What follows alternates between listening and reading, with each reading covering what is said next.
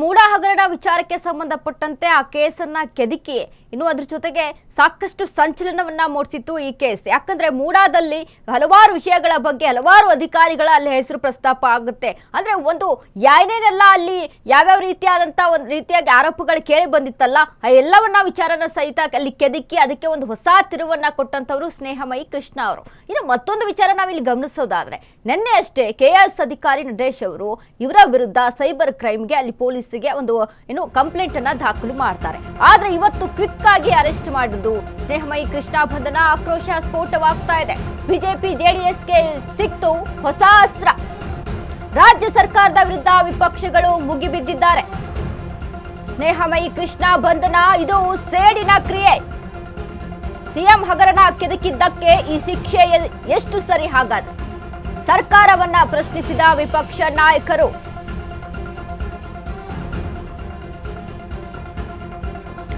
ಸ್ನೇಹಮಯಿ ಕೃಷ್ಣ ಬಂಧನಕ್ಕೆ ಇದೀಗ ಆಕ್ರೋಶ ಸ್ಫೋಟವಾಗ್ತಾ ಇದೆ. ಬಿಜೆಪಿ ಜೆಡಿಎಸ್ಗೆ ಮತ್ತೊಂದು ಹೊಸ ಅಸ್ತ್ರ ಸಿಕ್ಕಂಗಾಯ್ತು. ಈಗ ರಾಜ್ಯ ಸರ್ಕಾರದ ವಿರುದ್ಧ ವಿಪಕ್ಷಗಳು ಮುಗಿಬಿದ್ದಿದ್ದಾರೆ. ಸ್ನೇಹಮಯಿ ಕೃಷ್ಣ ಬಂಧನ ಇದು ಸೇಡಿನ ಕ್ರಿಯೆ.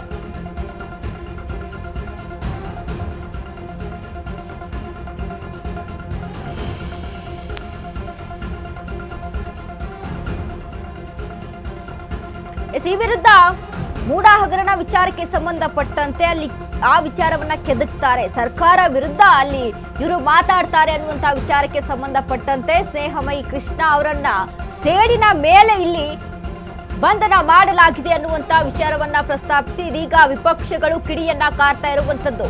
ಸಿಎಂ ಹಗರಣ ಕೆದಕಿದ್ದಕ್ಕೆ ಈ ಶಿಕ್ಷೆ ಎಷ್ಟು ಮಟ್ಟಿಗೆ ಸರಿ? ಸರ್ಕಾರವನ್ನ ಪ್ರಶ್ನಿಸಿದ ವಿಪಕ್ಷ ನಾಯಕರು.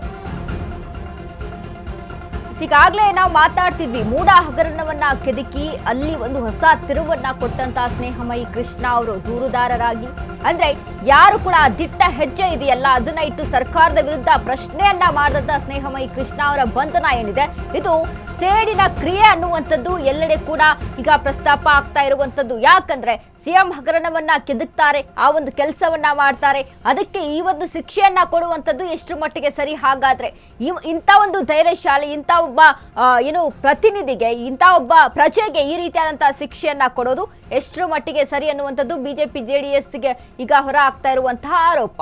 ಹಾಗಾದ್ರೆ ಒಂದ್ ಕಡೆ ವಿಪಕ್ಷಗಳಿಗೆ ಒಂದು ಅಸ್ತ್ರ ಸಿಕ್ತಾ ಮಾತನಾಡೋದಕ್ಕೆ ಅಂತ ಇಲ್ಲಿ ಗಮನಿಸೋದಾದ್ರೆ, ಎಸ್ ಅಫ್ಕೋರ್ಸ್, ಯಾಕಂದ್ರೆ ಯಾವುದೇ ಒಂದು ಆಡಳಿತ ಪಕ್ಷ ಯಾವುದೇ ಒಂದು ನಿರ್ಧಾರವನ್ನ ತೆಗೆದುಕೊಂಡಿದೆ ಅಂತ ಅಂದಾಗ ಅದರಲ್ಲೂ ಸ್ನೇಹಮಯಿ ಕೃಷ್ಣ ಅವರ ಬಂಧನ ವಿಚಾರಕ್ಕೆ ಸಂಬಂಧಪಟ್ಟಂತೆ ಈ ವಿಪಕ್ಷಗಳು ಇದರ ವಿರುದ್ಧ ಮಾತನಾಡುವಂಥದ್ದು ಒಂದು ಮುನ್ನೆಲೆಗೆ ಇದ್ದೇ ಇರುತ್ತೆ. ಸೊ ಹಾಗಾಗಿ ಇದೀಗ ಕಿಡಿಯನ್ನ ಕಾರ್ತಾ ಇದ್ದಾರೆ. ಮತ್ತೊಂದು ನಾವು ಆಗ್ಲೇ ಮಾತನಾಡ್ತಾ ಇದ್ವಿ, ಮೂಡಾ ಹಗರಣ ವಿಚಾರಕ್ಕೆ ಸಂಬಂಧಪಟ್ಟಂತೆ ಅದನ್ನ ಕೆದಕಿ ಅದರ ವಿರುದ್ಧ ದೂರನ್ನ ದಾಖಲಿಸಿ ಅದರ ವಿರುದ್ಧ ಹೋರಾಟವನ್ನ ನಡೆಸಿದಂತ ಇವರು ಅಂದ್ರೆ ಸ್ನೇಹಮಯಿ ಕೃಷ್ಣ ಅವರ ವಿರುದ್ಧ ಇದೀಗ ನಿನ್ನೆ ಒಂದು ಕೇಸ್ ದಾಖಲಾಗುತ್ತೆ. KS ಅಧಿಕಾರಿ ನಟೇಶ್ ಕೇಸನ್ನ ದಾಖಲು ಮಾಡ್ತಾರೆ. ಯಾಕಂದ್ರೆ ಈ ಹಿಂದೆ ಸಹಿತ ರಜನೀಶ್ ಅವರಿಗೆ ಪ್ರಮೋಷನ್ಗಾಗಿ ನಟೇಶ್ ಅವರು 1.5 ಕೋಟಿ ರೂಪಾಯಿ ಲಂಚವನ್ನ ಕೊಟ್ಟಿದ್ದಾರೆ ಅನ್ನುವಂತ ಒಂದು ಆಡಿಯೋ ಬಾಂಬ್ ಅನ್ನ ಅಲ್ಲಿ ಹೊರಬಿಡ್ತಾರೆ ಯಾರು ಸ್ನೇಹಮಯಿ ಕೃಷ್ಣ ಅವರು. ಸೊ ಅದನ್ನ ಮುನ್ನೆಲೆಗೆ ಇಟ್ಕೊಂಡು ಇದೀಗ ನಟೇಶ್ ಸಹಿತ ನಿನ್ನೆ KS ಅಧಿಕಾರಿಯಾದಂತ ನಟೇಶ್ ಸೈಬರ್ ಕ್ರೈಮ್ಗೆ ಒಂದು ದೂರನ್ನ ದಾಖಲಿಸಿರ್ತಾರೆ.